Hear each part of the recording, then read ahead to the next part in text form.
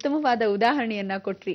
ನಮ್ಮ ವಿರಾಮಕ್ಕೆ ಮುನ್ನ ಏನಪ್ಪಾ ಅಂದ್ರೆ, ನೀರಿನಿಂದ ಮೀನನ್ನ ತೆಗೆದು ಹೇಗೆ ಆಚೆ ಬಿಟ್ಬಿಡ್ತೀವೋ ಅದರ ಸ್ಥಿತಿನೇ ನಮ್ದಾಗತ್ತೆ ಭಗವಂತ ನಮ್ ಕೈ ಕೊಟ್ರೆ ಅಂತ ಹೇಳ್ತಿದ್ವಿ. ಮಾತುಕತೆ ಮುಂದುವರ್ಸೋಣ್ವೆ? ಕೈ ಕೊಟ್ಟ ಅನ್ನಕ್ಕಿಂತ ಕೈ ಬಿಟ್ರೆ ಅಂತ ವಿಚಾರ. ಅದಕ್ಕೆ ಭಗವಂತನ ಕೃಪಾ ಕಟಾಕ್ಷದಲ್ಲಿ ಇವತ್ತಿನ ದಿವಸ ಈ ಒಂದು ಅಧ್ಯಾಯದಲ್ಲಿ ಪ್ರತಿಯೊಬ್ಬ ಮನುಷ್ಯ ಅನಧ್ಯಾಯ ಅಂತ ಕರಿತೀವಿ. ಅನಧ್ಯಾಯ ಅಂದ್ರೆ ಏನು ಅಂದ್ರೆ, ರಾಹು ಕೇತುಗಳಿಗೆ ಶಕ್ತಿ ಬಂತು ಅಂತ. ರಾಹು ಕೇತುಗಳ ಶಕ್ತಿ ಹೇಗೆ ಬಂತು ಅಂದ್ರೆ, ಕೇತು ಅಂದ್ರೆ ಅನುಮಾನಗಳನ್ನ ಗಂಡ ಹೆಂಡತಿಯಲ್ಲಿ ಉಂಟಾಗಿಸ್ತಾನೆ. ಎಷ್ಟೋ ಜನಕ್ಕೆ ಮಕ್ಕಳಿಗೆ ತಂದೆ ಅನುಮಾನ ಶುರು ಮಾಡಿಸ್ತಾನೆ. ಎಷ್ಟೋ ಜನಕ್ಕೆ ತಾಯಿಂದ್ರ ಮೇಲೆ ತಾಯಿಂದ್ರ ಮೇಲೆ ಮಕ್ಕಳಿಗೆ ಅನುಮಾನವನ್ನು ಸೃಷ್ಟಿ ಮಾಡ್ತಾನೆ. ಎಷ್ಟೋ ಜನ ಮಕ್ಕಳ ಮೇಲೆ ಅನುಮಾನವನ್ನು ಸೃಷ್ಟಿ ಮಾಡ್ತಾನೆ. ಆದರೆ ಅನುಮಾನಂ ಪೆದ್ದರೋಗಂ ಅಂತ ಒಂದು ಕಡೆ, ಇನ್ನೊಂದು ಕಡೆ ಪುರುಷ ಲಕ್ಷಣಂ ಅಂತ. ಗಂಡಸರ ಅಕಸ್ಮಾತ್ ಅನುಮಾನ ಪಟ್ರೆ, ಮುಂದಾಲೋಚನೆ ಪಟ್ಟಾಗ ನಾವುಗಳು ಗೊತ್ತಾಗತ್ತೆ ಮಕ್ಕಳು ಹೀಗೆ ಮಾಡಿದರೆ ಇಲ್ಲ ಅಂತ. ಸಿಕ್ಸ್ತ್ ಸೆನ್ಸ್ ಅಂದ್ಬಿಡ್ತಾರೆ ಮೆತ್ತಗೆ, ಅದು ಕೇತು. ಯಾವತ್ತು ಸಿಕ್ಸ್ತ್ ಸೆನ್ಸ್ ಆಕ್ಟಿವೇಶನ್ ಆಗೋದು ಕೇತು ಮುಖಾಂತರ. ಅದೇ ತತ್ವ ರಾಹು ತತ್ವದಲ್ಲಿ ಪೂರ್ವಾರ್ಪಿತರ ಕರ್ಮಗಳಲ್ಲಿ ಎಷ್ಟೋ ಜನ ಪಾಪಕರ್ಮಗಳು ಮಾಡಿರೋರು, ತಾಯಿ ಮುಖಾಂತರನೋ, ತಂದೆ ಮುಖಾಂತರನೋ, ಅಜ್ಜಿ ಮುಖಾಂತರನೋ, ತಾತನ ಮುಖಾಂತರ, ಮುತ್ತಾತನ ಮುಖಾಂತರ, ಕಾಲಲ್ಲೋ ಯಾವುದೋ ಒಂದು ದೇವರುಗಳನ್ನ ಮರ್ತಾಗ ಅಥವಾ ಯಾವುದೋ ಋಣಬಾಧೆಗಳಿಂದ ವಿಮುಕ್ತಿ ಆಗದೆ ಹಾಗೇ ತಳ್ಕೊಂಡು ಬಂದಾಗ ಆ ವಂಶನೋ ಪರಿಪೂರ್ಣ ಮಾಡದೆ, ಈ ವಂಶನೋ ಪರಿಪೂರ್ಣ ಮಾಡದೆ, ಮುಂದೆಗೆ ಎಷ್ಟೋ ವಿಶೇಷವಾಗಿರ್ತಕ್ಕಂಥ ಹರಕೆಗಳನ್ನ ತೀರಿಸದಿದ್ದಾಗ ನಿಮ್ಮ ಹಣೆ ಅನುಭವಿಸೋದು ಗ್ಯಾರಂಟಿ. ಹಾವುಗಳನ್ನ ಯಾವ ಕಾಲಕ್ಕೋ ಯಾವುದೋ ವಿಧವಾದ ಸಾಯಿಸಿದೆ ಆ ರಾಹು ಕಾಟಗಳು ಖಂಡಿತ ಯಾರು ಹೋಗಲ್ಲ. ಎಷ್ಟೋ ಜನ ದನಗಳನ್ನ, ಕುರಿಗಳನ್ನ, ಮನುಷ್ಯರನ್ನ ಸಾಯಿಸಿರ್ತಕ್ಕಂಥವ್ರು, ಹಾಫ್ ಮರ್ಡರ್ ಸಾಯಿಸಿರ್ತಾರೆ. ತಾತನ ಕಾಲದಲ್ಲಿ ಯುದ್ಧಕ್ಕೋಸ್ಕರ ಹೇಗೆ ಯುದ್ಧವನ್ನ ಮಾಡ್ತಾ ಇದ್ರು, ಹಾಗೆ ಇವನು ಸ್ವಂತ ಆಸ್ತಿಗೋಸ್ಕರ ಗಲಾಟೆಗಳನ್ನ, ಯುದ್ಧಗಳನ್ನ ಮಾಡ್ತಾರೆ. ಆ ಯುದ್ಧಗಳನ್ನ ಹೊಲದಲ್ಲಿ ಮಾಡ್ತಾ ಇದ್ದ ಸಮಯದಲ್ಲಿ ಕೊಚ್ಚ ಹಾಕೋದು ಎಲ್ಲ ನಡೀತಾ ಇತ್ತು. ಇದೆಲ್ಲ ಸ್ವಲ್ಪ ಮಟ್ಟಿಗೆ ಆಂಧ್ರ ಪ್ರಾಂತ ಹೆಚ್ಚು. ಧರಣಿ ಗರ್ಭ ಸಂಭೂತಂ ವಿದ್ಯುತ್ತಾಂಕಿತ ಸಮಪ್ರಭಂ ಕುಮಾರ ಶಕ್ತಿ ಹಶ್ಚಂಚಂ ಮಂಗಳಂ ಪ್ರಣಮಾಮ್ಯಹಂ. ಮಂಗಳದೇವ ಯಾರು? ಅಂಗಾರಕ. ಅವನೇ ಶಕ್ತಿಯನ್ನ ಆರ್ಭಟದಿಂದ ನಮ್ಮನ್ನ ಕಾವಲ್ ಕಾಯ್ತಾ ಇದ್ದ ಸೇನೆ. ಈ ಸೇನೆಯಲ್ಲಿ ಪ್ರತಿಯೊಬ್ಬ ಮನುಷ್ಯ ಬದುಕಬೇಕು ಅಂದ್ರೆ ಜೀವಂತ ಆಗಿದ್ದಾಗ ಆ ಕುಜ ದೋಷಗಳನ್ನ ಪರಿಹಾರ. ಎಷ್ಟೋ ಜನ ಇವತ್ತಿನ ದಿವಸ ಹೆಣ್ಮಕ್ಳು ಕುಜದೋಷ ಮದುವೆ ಆಗಿಲ್ಲ ಅಂತಾರೆ. ಎಷ್ಟು ಜನಕ್ಕೆ ಕುಜದೋಷ? ಎಲ್ಲಾ ಶಾಸ್ತ್ರದವ್ರ ಹತ್ರ ಹೋದ್ರೆ ಕುಜದೋಷನೇ ಇರುತ್ತಾ? ಖಂಡಿತ ಇಲ್ಲ. ಎಲ್ಲಾ ಶಾಸ್ತ್ರದವ್ರ ಹತ್ರ ರಾಹು ದೋಷ ಇರುತ್ತಾ? ಇಲ್ವಾ. ಎಲ್ಲಾ ಶಾಸ್ತ್ರದವ್ರ ಹತ್ರ ಹೋದ್ರೆ ವಿಶೇಷವಾಗಿರೋ ಕೇತು ದೋಷ ಇರುತ್ತಾ ಅಥವಾ ಶನಿ ದೋಷಗಳಿರುತ್ತಾ? ನಿಜ. 4 ಗ್ರಹಗಳು ಮಾತ್ರ ಸತ್ಯ. ಅಂದ್ರೆ ಈ 4 ಗ್ರಹದಲ್ಲಿ ಮಾತ್ರ ನಿಮಗೆ ದೋಷಗಳಿರುತ್ತೆ. ಇಡೀ ಜೀವಮಾನವನ್ನ, ಈ ಪ್ರಪಂಚದಲ್ಲಿ ಪ್ರತಿಯೊಬ್ಬ ಮನುಷ್ಯನಿಗೂ ಆ ಸಮಯಕ್ಕೆ ಇಂಥ ದೋಷಗಳು ಬರೋದೇ 4 ಗ್ರಹಗಳಿಂದ. ಇನ್ಯಾವ ಕಾರಣಕ್ಕೂ ಬೇರೆ ಗ್ರಹಗಳಿಂದ ಬರಲ್ಲ. ಕಾಪಾಡೋದು ಗುರುಗ್ರಹದಿಂದ.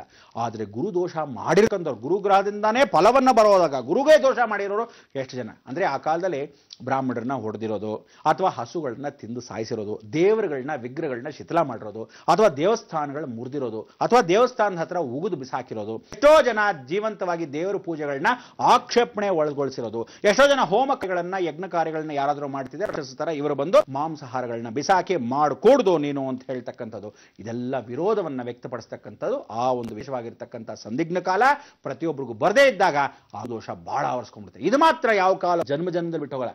ಇನ್ನು ರಾಹುಕೇತುಗಳ ಕಾಟ ಶನೇಶ್ವರನ ಮುಖಾಂತರ ಪರಿಹಾರ ಮಾಡ್ಬೋದು.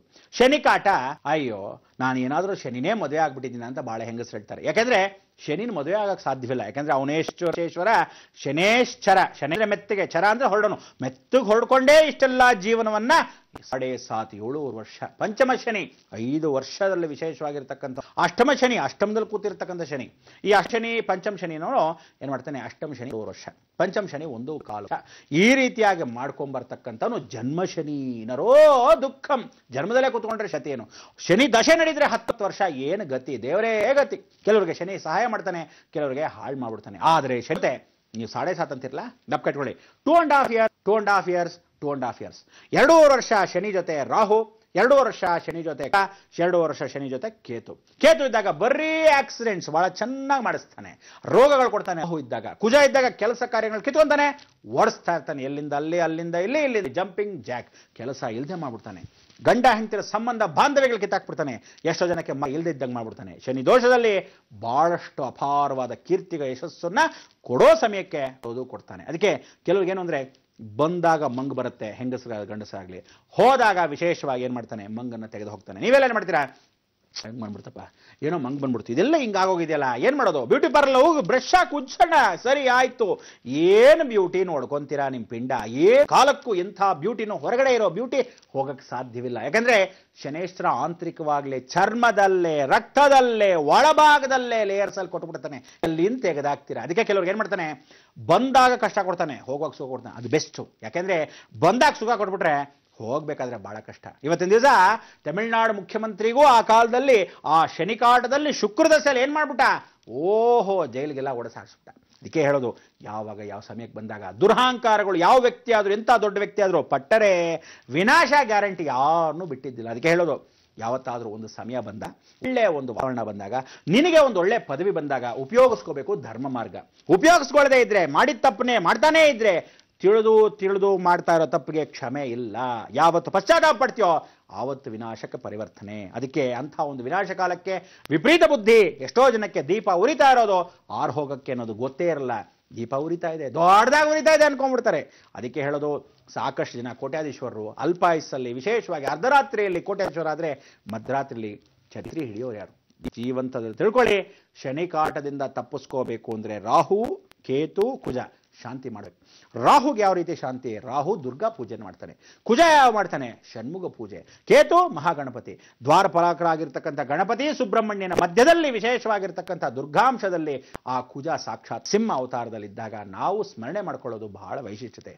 ಇದಕ್ಕೆ ಶನಿಗೆ 8ನೇ ಶ್ರೀಮನ್ನಾರಾಯಣೋ ವಿಷ್ಣು ವಾಸುದೇವ ಅಭಿರಕ್ಷಿತು ವನಮಾಲಿ ಗದೇಶಾಂಗಿ ಶಂಕಿ ಚಕ್ರೇ ಚನಂದಕ್ಕೆ ವಿಷ್ಣು ಸಹಸ್ರನಾಮನ ಪ್ರತಿದಿನ ಹೇಳ್ಕೊಳ್ಳಿ ಅಂತ ನಿಮಗೋಸ್ಕರ ಕಾರ್ಯಕ್ರಮದಲ್ಲಿ ವಿಷ್ಣು ಸಹಸ್ರನಾಮನ್ನ ಪ್ರತಿದಿನ ಸೋಮವಾರದಿಂದ ಶುಕ್ರವಾರದವರು ಹೇಳ್ತೀವಿ. ಸಮಯ ಇದ್ದರೆ ಶನಿವಾರನ ಹೇಳ್ಕೊಡ್ತೀವಿ. ಕೆಲವೊಂದು ಸಮಯ ಶನಿವಾರ ಹೇಳೋಲ್ಲ.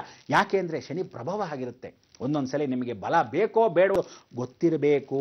ವಿಷ್ಣು ಸಹಸ್ರನಾಮ 1000 ನಾಮನ ಒಂದೇ ಸಲಿಗೆ ಪ್ರತಿದಿನ ಬೆಳಗ್ಗೆ ಆದಿತ್ಯ ಹೃದಯ ಹೇಳ್ಕೊಂಡ ಮೇಲೆ ವಿಷ್ಣು ಸಹಸ್ರನಾಮ ಹೇಳ್ಕೊಂಡಾಗ ಶನಿ ದೋಷ ಎಷ್ಟು ಚೆನ್ನಾಗಿ ಹೋಗುತ್ತೆ ಅಂದರೆ, ಡಾಕ್ಟರ್ಗಳಿಗೆ ಆರೋಗ್ಯ, ಪೊಲೀಸ್ಗಳಿಗೆ ಶಕ್ತಿ, ವಿಶೇಷವಾಗಿ ಕಾರ್ಯಕಲಾಪಗಳು ಇಲ್ಲದೇ ಇರತಕ್ಕಂಥವ್ರಿಗೆ ಕೆಲಸ ಕಾರ್ಯಗಳು ಕೊಡ್ತಾನೆ. ಎಷ್ಟೋ ಜನಕ್ಕೆ ಮನಃಶಾಂತಿ ಇಲ್ಲದೆ ಮನಸ್ಸು ನೆಮ್ಮದಿಯನ್ನು ಕೊಡ್ತಾನೆ. ಆ ಶ್ರೀಮನ್ನಾರಾಯಣನ ಪೂಜೆ ಮಾಡ್ತಾ ಇದ್ದ ಸಮಯದಲ್ಲಿ ನೀವು ಅವನ ವ್ರತವನ್ನ ಮಾಡಿಕೊಂಡ್ರೆ ಶನೇಶ್ವರ ಬಹಳ ಸಂತೋಷ ಪಡ್ತಾನೆ. ಆದರೆ ಶನಿಗೆ ಇಷ್ಟ ಇಲ್ಲದೆ ಇರತಕ್ಕಂಥ ವ್ರತಗಳನ್ನ ನೀವು ಮಾಡೋದು ಬಹಳ ಕಷ್ಟ. ಏನೇನು ಅವನಿಗೆ ಇಷ್ಟ ಇಲ್ಲ, ನೀವು ಕಾಯ್ತಾರಿ, ಈಗ ತೋರಿಸ್ತೀನಿ ಬಂದೆ. ಗುರುಜಿ, ಮನುಷ್ಯ ಹುಟ್ಟತಾನೆ ಅವನಿಗೆ ಅಹಂಕಾರ, ದುರಹಂಕಾರ ಅಂಟ್ಕೊಂಡ್ ಬಂದ್ಬಿಟ್ಟಿರತ್ತಂತೆ. ಅದನ್ನ ಮಟ್ಟ ಹಾಕಕ್ಕೆ ಅಂತಾನೆ ಶನೈಶ್ಚರ ನಮ್ಮ ಒಂದು ರಾಶಿಗೆ ಪ್ರವೇಶ ಮಾಡ್ತಾನೆ ಅಂತ ಹೇಳ್ತಿದ್ರಿ. ಜೊತೆಗೆ ಅವನು ಸಂಪೂರ್ಣವಾಗಿ ಅವನ ಪ್ರಭಾವದಿಂದ ತಪ್ಸ್ಕೊಳ್ಳೋದಕ್ಕಾಗಲ್ಲ. ಆದ್ರೆ ವಿಷ್ಣು ಸಹಸ್ರನಾಮವನ್ನ ಪಠಿಸಿದ್ರೆ ಖಂಡಿತವಾಗ್ಲೂ ಪ್ರಭಾವ ಕಮ್ಮಿ ಆಗತ್ತೆ ಅಂತ ಕೂಡ ಕಿವಿ ಮಾತನ್ನ ಹೇಳಿದ್ರಿ.